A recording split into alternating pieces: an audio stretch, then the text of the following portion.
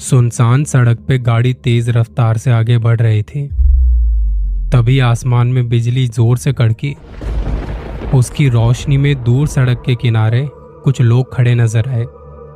Sir, बस आप चुपचाप बैठे रहिए, मैं जल्दी से यहां से गाड़ी निकालता हूं और आप पीछे मुड़ के बिल्कुल भी मत देखिएगा।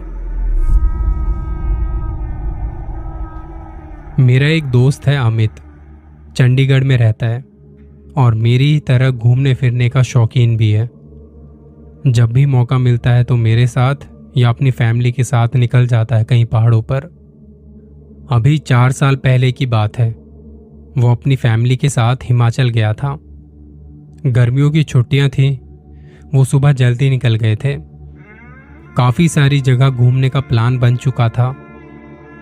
गाड़ी ड्राइवर चला रहा था, उसे पहाड़ी रास्तों की अच्छी खासी जानकारी भी थी। गाड़ी तेज रफ्तार में पहाड़ों पर चढ़ाई कर रही थी और उस वक्त मौसम भी काफी अच्छा था। जैसा इनका प्लान था, दोपहर तक इन्होंने कुछ एक जगह ठहर कर खाना पीना किया और फिर शाम होते होते निकल गए एक नई जगह की तलाश में। इस वक्त हल्की हल्की बूंदाबांदी शुरू हो चुकी थी। थोड़ा बहुत मार्केट में घूमने के बाद कुछ सामान लिया और डिनर करते करते काफी रात हो चुकी थी। अब इन्हें एक होटल देखना था जिसके लिए कहीं और पहले ही बात की हुई थी। रात के तकरीबन 9:30 बज चुके थे और अभी थोड़ा टाइम और लगना था होटल तक पहुंचने में। नेशनल हाईवे से होते हुए जा रहे थे और बारिश भी खूब तेज हो रही थी। जब जब बारिश की बूंदें सामने शीशे पर पड़ती तो धुंधलापन सा छा जाता। लगातार चलते वाइपर की आवाज अंदर तक हम सुन पा रहे थे। बारिश की वजह से गाड़ी के अंदर शीशों पर ओस जमने लगी थी। ड्राइवर ने तभी कार का हीटर ऑन कर दिया। अब वो सुनसान सड़क गाड़ी की हेडलाइट की रोशनी में काफी दूर तक नजर आ रही थी। तेज बारिश की वजह से जगह जगह पानी भर चुका था। पिछली सीट पर बैठे बच्चे तो सो चुके थे और ड्राइवर के साथ बैठा अमित पूरे ध्यान से सामने देख रहे थे। बिजली कुछ ज्यादा ही चमक रही थी। सड़क के साथ नजर आने वाले पहाड़ अंधेरे में आसमान का हिस्सा महसूस हो रहे थे। बस कुछ घरों की टिमटिमाती लाइट्स देखकर अंदाजा होता कि ये पहाड़ है। माहौल काफी डरावना हो चुका था। फिर एक तेज बिजली की चमक से दूर दूर तक उजाला हो गया और उस रोशनी में सामने दूर कहीं कुछ लोग खड़े नजर आए। दोस्त ने बताया कि रात को बारिश में ऐसे सुनसान रास्ते पर उन लोगों को देखकर थोड़ा सहम गया। सोचने लगा कि उनकी ऐसी क्या मजबूरी रही होगी जो ऐसे खराब मौसम में बाहर सड़क के किनारे खड़े हैं।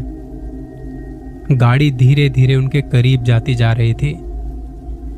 तभी बिजली की चमक में दिखाई दिया कि वो कुछ औरतें हैं जिन्होंने अपने चेहरे को ढका हुआ था और हमारी गाड़ी को करीब आता हुआ देख रही थी। अभी हमारी गाड़ी दूर थी पर उनमें से किसी एक ने हाथ का इशारा किया। उस वक्त ऐसा लगा जैसे वो हमें रुकने के लिए कह रहे हैं। अमित ने एकदम से ड्राइवर की तरफ देखा तो वो बोला, सर इनकी तरफ मत देखिए, ये इंसान नहीं है, ये लोग कुछ और ही हैं। क्या मतलब?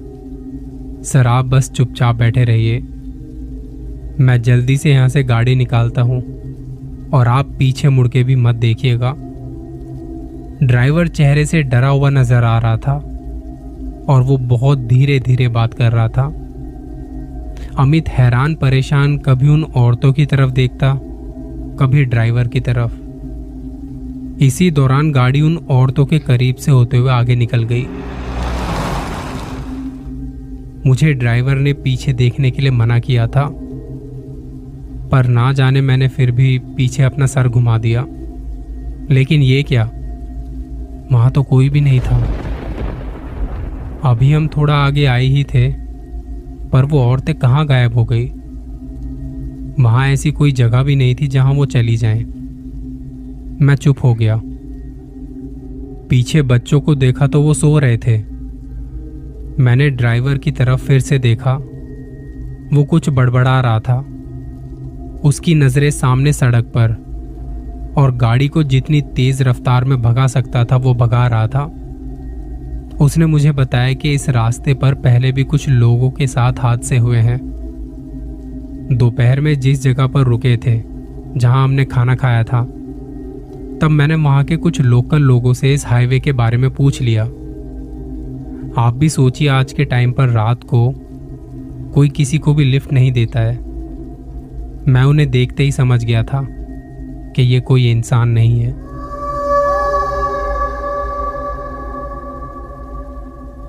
मेरे काफी अच्छे दोस्त के साथ भी एक हादसा हुआ था। तरुण का केस काफी डिस्टर्बिंग है, ऐसा मैंने पहले कभी नहीं सुना था। हम दोनों एक दूसरे को 2001 या 2002 से जानते हैं। हम दोनों ज्यादातर साथ ही आते जाते थे, कोई गेम खेलना हो या किसी भी पार्टी में आना जाना हो। एक दूसरे का साथ हमें काफी पसंद था। एक रात मेरे घर में कोई फंक्शन था, तो कुछ रिश्तेदार आए हुए थे। मैंने तरुण को भी बुला लिया। वो अपना वीडियो गेम साथ में लेके आया था। मैंने ही कहा था कि बोर वोर हुए तो गेम खेल लेंगे।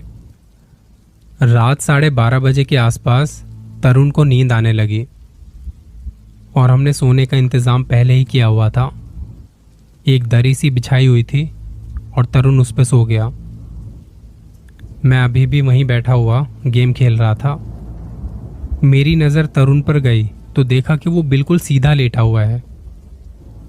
उसके हाथ मुड़े हुए उसकी चेस्ट पर थे, आंखें आधी खुली आधी बंद थी। अभी तक तो सब कुछ नॉर्मल सा था, पर थोड़ी देर में उसे पसीना सा आने लगा, और वो कोई गर्मियों का टाइम नहीं था। मैं वापस से गेम खेलने में लग गया, और तरुण ने एकदम से अपनी आंखें खोली। मुझे अपने हाथ से पकड़ के हिलाने लगा। मैंने उसकी तरफ देख के कहा कि क्या हुआ? उसने कहा मुझे पानी पीना है। मैंने कहा जा किचन से ले आ। उसने कहा नहीं, तू लाके दे। ऐसा पहली बार हुआ था जब मेरे किसी दोस्त ने मुझे कहा हो कि बाहर किचन से तू पानी लेके आ मेरे लिए। फिर मैं उठ के गया, उसे पानी लाके दिया। मैंने पूछा क्या हुआ, तबीयत ठीक है तेरी? उसने कहा हाँ मैं ठीक हूं। पर मुझे उसके हाँ कहने से लग रहा था जैसे कुछ तो बात है। उसने पानी पिया, और मैंने फिर से पूछा कि भाई क्या हुआ तुझे इतना पसीना क्यों आ रहा है? तब उसने बताया कि मैं जब सो रहा था तो कोई भारी सी चीज मेरे ऊपर आके बैठ गई थी। मुझे सांस नहीं आ रहा था। मेरे दोनों हाथ उसने अपने हाथों से पकड़ लिए थे, और वो मेरे मुंह के बहुत पास आके जोर जोर से सांस ले रहा था। अभी तक उसने जितना भी बताया था और जो मेरी समझ थी, ये कोई स्लीप पैरालिसिस का केस था। मैंने तरुण से पूछ लिया तुझे पहले भी ऐसा कभी हुआ है? क्योंकि स्लीप पैरालिसिस अगर है तो पहले भी हुआ होगा। उसने बताया हाँ मुझे पहले भी हुआ है। क्यों, क्या हुआ? मैंने कहा कुछ नहीं, बस ऐसे ही पूछ रहा था। और फिर ये बात यहीं खत्म हो गई। इस बात के कुछ महीने बाद मैं तरुण के घर गया था किसी जन्मदिन की पार्टी को अटेंड करने के लिए। रात काफी हो चुकी थी। हम कुछ दोस्त गेम खेलने में लगे थे, और तरुण को नींद आने लगी। वो सो गया। गेम खेलते हुए मुझे फिर से वो वाली रात याद आ गई। मैंने एकदम से तरुण की तरफ देखा तो वो वैसे ही सो रहा था। उसके हाथ चेस्ट पर थे, और आंखें आधी खुली आधी बंद थी। पसीना पसीना हो चुका था। मैं उसे देख रहा था कि अब ये उठेगा और इसे पानी चाहिए होगा। मेरे पास एक पानी की बोतल थी। वो बोतल मैंने उसके पास खिसका दी, और फिर वही हुआ। वो उठा और उसने इशारे से पानी मांगा। मैंने बता दिया तेरे साथ में एक पानी की बोतल रखी है। उसने थोड़ी हिम्मत की और पानी पी के थोड़ा रिलैक्स हुआ। तरुण के साथ कुछ ज्यादा हो रहा था, और एक दिन मैंने उससे बातों ही बातों में पूछ लिया कि यार तुझे इतना ज़्यादा क्यों होता है ये। तो उसने मुझे बताया कि ये पहले उसकी बड़ी बहन के साथ हुआ करता था। वो कहीं भी आती जाती थी, उसके साथ फ्रीक्वेंटली ये चीज़ें होती थी। किसी फैमिली के साथ इतना ज़्यादा और इस हद तक स्लीप पैरालिसिस होता था मैंने कभी नहीं सुना। एक दिन दोपहर के टाइम जब तरुण और उसकी बहन घर पर अकेले थे, तब उसकी बहन को बाहर चारपाई पर नींद आ गई। तरुण उस वक्त छोटा था और अपनी बहन को ऐसे देख के वो चीखने लगा। वो अपनी बहन की ऐसी सिचुएशन देख नहीं पाया। वो कहने लगा, तू जो भी है मेरी बहन को छोड़ दे, इसमें इसका कोई दोष नहीं है। हिम्मत है तो तू मेरे ऊपर आकर दिखा। और ये गलती नहीं करनी थी। शायद वो बच्चा था, इस वजह से वो गलती हो गई। पर इन चीज़ों को ये कतई पसंद नहीं कि कोई मामूली सा इंसान इन्हें चैलेंज करे। तरुण के चैलेंज करने के बाद उसकी बहन तो ठीक हो गई, पर तभी उसके आंखों के सामने अंधेरा सा छा गया और वो बेहोश हो गया। उसके बाद से उसकी बहन के साथ तो कभी ऐसा दोबारा नहीं हुआ, लेकिन बहुत छोटी उम्र से तरुण के साथ ये चीज़ें होती आ रही हैं। 2 बार तो मैंने खुद अपनी आंखों से देखा है। पर मेरे मन में अब सवाल ये है कि स्लीप पैरालिसिस फैमिली में रोटेट हो रहा है, कभी किसी पे तो कभी किसी पे। क्या एक्चुअल में ये स्लीप पैरालिसिस था या कुछ और? ये एक और कहानी मेरे पास आई थी। दिल्ली के मेहरौली में रहने वाली एक लड़की ने बताया, कुछ समय पहले उसके साथ अजीब सी चीज़ें हो रही थी। वो किसी शॉपिंग सेंटर में थी जहां भीड़ बहुत थी और रात का वक्त था। वो अपनी एक फ्रेंड के साथ थी। जहां जहां वो दोनों जा रहे थे उन्हें एक औरत नजर आ रही थी, और वो कोई भूत नहीं थी, सच में कोई औरत थी। वो औरत बार बार लड़की को छूने की कोशिश करती। लड़की ने बताया कि 1-2 बार तो उसने मेरे सर के ऊपर से अपना हाथ घुमाया। ये सब मेरी फ्रेंड ने भी देखा था। और जब मैंने उस औरत को देखा, कहा कि क्या प्रॉब्लम है, तो वो सॉरी बोल के निकल गई। इसके 2 दिन बाद मैं उसी शॉपिंग सेंटर में दोबारा गई थी, घर का थोड़ा राशन लेने। हम पेमेंट काउंटर पर खड़े थे, तब वहां कोई औरत आई जो मेरे पीछे खड़ी थी। उस औरत ने पता नहीं क्या किया, मुझे सुई जैसी कोई चीज उसने चुभाई। मैंने जैसे ही पलट के देखा तो वो ऐसे हो गई जैसे कुछ पता ही ना हो। सामान लेके मैं और मेरी फ्रेंड जल्दी से निकले और हम घर पहुंचे। और उस दिन मैंने अपनी माँ को बताया कि ऐसे ऐसे मेरे साथ हुआ है। माँ ने कहा, ठीक है, शाम को मेरे साथ पंडित जी के पास चलियो, तुझे झाड़ा लगवाना है। पंडित जी को जब ये बातें बताई तो उन्होंने जो कहा वो होश उड़ा देने वाला था।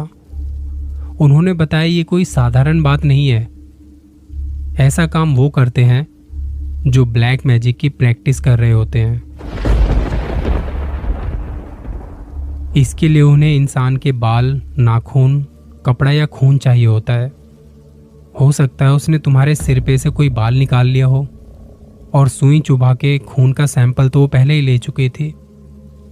ऐसे केसेस आए दिन सुनने में आते रहते हैं। और जब से YouTube आया है तब से तो हर कोई खुद को ब्लैक मैजिशियन समझने लगा है। ब्लैक मैजिक करने वालों को ये नहीं भूलना चाहिए कि ये चीज़ें जब बैकफायर करती हैं तो आपको मौका भी नहीं देती संभलने का। तो ये थे आज के कुछ छोटे छोटे इंसिडेंट जो आप लोगों ने मुझसे शेयर किए थे। जल्दी मिलेंगे कुछ और कहानियों और किस्सों के साथ। दुआओं में याद रखना।